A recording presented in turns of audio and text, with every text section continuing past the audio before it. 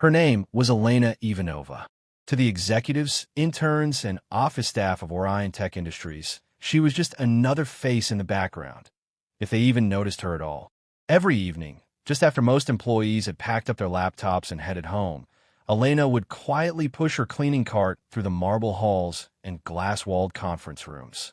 Clad in a plain gray uniform, with her silver hair neatly tied in a bun and a mop in hand, she moved silently, a ghost in a world of power suits and six-figure salaries. She didn't speak much. She didn't need to. She greeted the occasional night guard with a polite nod, kept her head down, and did her job with quiet diligence. Always on time, never causing trouble, and certainly never sharing her story. To them, Elena was invisible, just the cleaning lady, nothing more. But behind those tired eyes lived 1,000 untold memories. Moments of glory, tragedy, love, and sacrifice. Decades ago, long before anyone in that building was born, before they had their degrees or their titles, Elena had been a name known across continents. As a prima ballerina of the legendary Bolshoi Theater in Moscow, she had captivated audiences with her flawless technique, graceful presence, and deep emotion. Critics had called her the Swan of St. Petersburg, a rare jewel of the ballet world. She had danced under chandeliers in palaces, performed before presidents and kings, and toured across Europe to standing ovations. Photographers once fought for a chance to capture her pirouettes. Young dancers had idolized her. Roses were tossed at her feet like confetti. She had lived a life many could only dream of, a life of movement, music, and majesty. But then came the war. Civil unrest shattered her homeland. Bombs silenced music, and one by one, her world crumbled. Her husband, a pianist, was killed during a bombing raid. Her only son disappeared in the chaos of a refugee crossing, never to be found.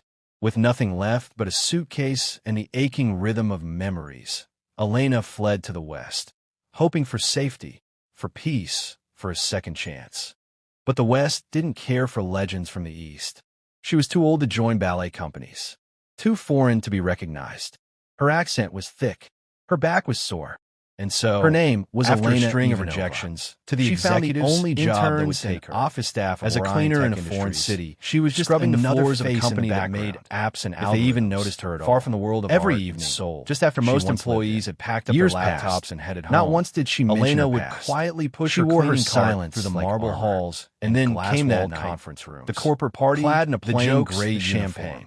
With her silver hair neatly tied in a bun and a mop full of arrogance and charm, she moved silently. Spotted her in the corner. A ghost in a world of former ballet champion. And he didn't see a woman who once danced through pain and applause. She didn't need to. He saw an old woman. She greeted the occasional night guard with a polite dance for us, kept her head down, lady, and did her job with quiet, turning her into the punchline. Always on time, joke, never causing trouble. He had no idea what he had just done. Certainly never sharing her story. A sudden, Elena was silence swept just across the cleaning lady. Washing away the easy but behind those tired eyes lived 1,000 guests let out nervous giggles. Moments of glory, discomfort, tragedy, a few exchanged glances, and sacrifice. Unsure whether to intervene decades ago or simply look long away. Before anyone most in that stood still, born, before they had their degrees or their titles. Elena didn't respond to name known across continents. She looked at Richard Langston, as a prima ballerina, the billionaire who legendary the Bolshoi Theater in Moscow. Every night. She had captivated audiences with her flawless technique, slowly, graceful presence, deliberately, and deep She emotion. Leaned her mop. Critics had called her the Swan of St. Petersburg, calloused from years of labor of the ballet world. Quiet confidence. She had danced under chandeliers and palaces, and then another, performed before without breaking eye contact. She toured across almost Europe in a whisper. Standing ovation. You want me to dance? Photographers her once voice was for soft, a chance to capture a delicate Russian accent. Young dancers had idolized graceful. Her. Roses like were tossed at her feet like confetti. Richard had lived a life many could only dream of. Go on then. Of movement. He chuckled. Music, lifting his champagne glass. But then came the war. Give us a show, civil unrest shattered. A few more chuckles, bombs silenced music. Someone one by one. This should be good. Her world crumbled under their breath. Her husband, but what happened next left was killed during a bombing raid. Elena, her only son, disappeared in the chaos of a refugee crossing. There was no hesitation, never to be found. No tremble, with nothing left but a suitcase and the aching rhythm of memory. Rising with elegance, Elena fled to the west. Her spine hoping for safety. Her shoulders dropped for a second. And in an instant, the years seemed to melt away. She raised her arms, Not like a cleaner swiping a rag, but like a bird unfolding its wings. Her arms floated above her like silk drifting through the air. Her fingers danced through space, drawing invisible lines of poetry. She took a step, not a shuffle, not a stumble, but a precise, gliding motion, her foot brushing the floor like a painter's brush on canvas. She twirled, not awkwardly or for show, but with a grace so profound that time itself seemed to hesitate. A gasp escaped someone's lips. The crowd froze. Elena was dancing a routine known only to her, part classical ballet, part soul, part memory. There was no music playing, but no one noticed. She didn't need a soundtrack. Her movements were the music. Her body told the story, a story of beauty, of loss, of strength. She leaped, as if gravity had no hold on her. She spun with the precision of a seasoned performer, her balance flawless, her expression serene.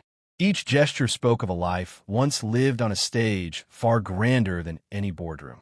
And yet here she was, commanding this polished floor with the same mastery. No one laughed now. No one blinked. Even the waiters stopped in their tracks. The room, once full of arrogance and mockery, was now wrapped in stunned silence and awe. In that moment, Elena Ivanova was no longer a cleaning lady. She was an artist, a queen of the stage reborn before their very eyes. A legend had just danced among them, and they would never forget it. For a long moment after Elena's final spin, the room remained utterly still. No one moved. No one spoke. It was as if the very air had been pulled from the room, leaving behind only stunned silence and the ghost of a performance that felt like a dream. Then applause. It began slowly, a hesitant clap from one corner, then another, unsure and awkward. But as reality caught up with them, the sound grew louder, swelling into a standing ovation. Thunderous, heartfelt applause echoed off the marble walls, drowning out even the city's distant hum from below. People who had scoffed moments earlier were now wiping tears from their eyes. Eyes once filled with judgment now held admiration, respect. And at the center of it all stood Elena Ivanova, calm, poised, and quietly dignified. Richard Langston, the billionaire CEO who moments ago had turned her into a punchline, stood speechless. The trademark smirk that never left his face was gone. He blinked rapidly, clearly shaken, struggling to process what he had just witnessed. The arrogance in his posture faltered, replaced by something rare for him, humility. He stepped forward, unsure of himself. He cleared his throat awkwardly, trying to sound composed. "Where did you learn to dance like that?" he asked, his voice barely above a whisper. Elena turned to him. She didn't look angry. She didn't mock him back. Instead, she offered him a soft, almost motherly smile. "Before I cleaned your floors, Mr. Langston," she said gently, "I danced for the Bolshoi Theater. I was a ballet champion. A long time ago." The gasp that rippled through the crowd was audible. A few of the guests exchanged shocked glances. Others instinctively reached for their phones, typing her name into search engines. And there it was. Elena Ivanova, once hailed as the Swan of St. Petersburg, had indeed been one of the most celebrated ballerinas in the world. To those in the know, the Bolshoi Theater wasn't just a ballet company. It was the ballet company. Performing, there was the pinnacle of classical dance. To star there? That was akin to royalty in the world of the arts. But how did someone like her end up here?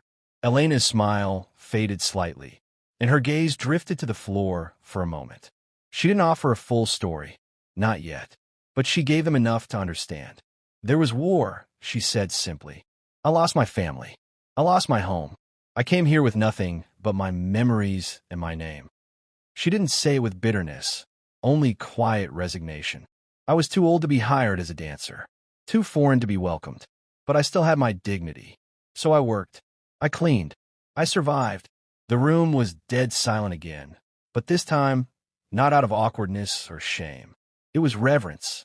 They weren't just seeing an old woman anymore. They were seeing a warrior in disguise. A woman who had endured the worst life, could offer, and still stood tall. And somehow, that made her dance even more beautiful. And finally, Elena smiled. It was more than a job offer. It was redemption, a reminder that sometimes the most powerful people aren't the ones at the top, but those who never stop rising, no matter how far they've fallen. A month later, the world found out what only a privileged few had witnessed. A blurry cell phone video, just under 2 minutes long, surfaced online. It showed a woman in a cleaning uniform stepping into the center of a grand ballroom and beginning to dance. But what started as a curious moment quickly became something extraordinary. The grace, the elegance, the power. Viewers watched in awe as a woman many would have ignored in real life moved like a spirit reborn. The clip went viral overnight. Cleaning lady turns out to be ballet legend. The headlines blazed. News anchors replayed the footage. Influencers shared it. Her name was social media platforms lit up to the executives, interns, comment sections were filled with people saying they cried. She was just another face. Some even recognized her. If they even noticed Ivanova, the swan of St. Petersburg. Just after most employees, it wasn't long before major media outlets reached out. Elena would quietly push her cleaning cart. Offers poured in from around the world. Glass-walled guest performances, documentaries, clad in a plain gray uniform, and then silver hair, most remarkably tied in a letter arrived mop in hand.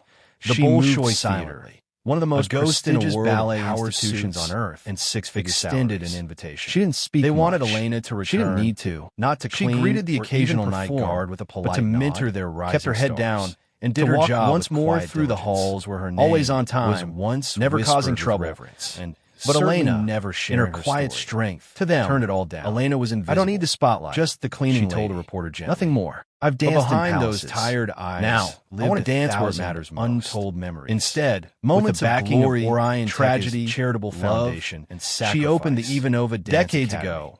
Not in some upscale anyone in that building was born center, before they had but in the very heart of the city's most neglected neighborhood. Elena had been a name where the streets were cracked, where kids ran as a prima ballerina, and where dreams were often left behind before they even began. She had captivated audiences Elena with found flawless technique, graceful she taught children who had nothing, emotion, no money. Critics had called her the swan of just a raw spark of desire, a rare jewel. She brought discipline and joy. She had danced under chandeliers and palaces, once brought performed before presidents. She didn't care if they were graceful and toured across Europe. She cared if they showed up, if they tried. Photographers, if they listened to the music in their hearts to capture her pirouettes. To her students, she said, young dancers, the world may forget who you are. Roses were tossed, but never forget who you are. Like confetti. Your value. She had lived a life with many could only dream of. You are more than what people see. Music, and what of Richard Langston? But then came the war. The billionaire who once laughed at a woman for her appearance, silence now told her story, and one by one, not as a cautionary tale.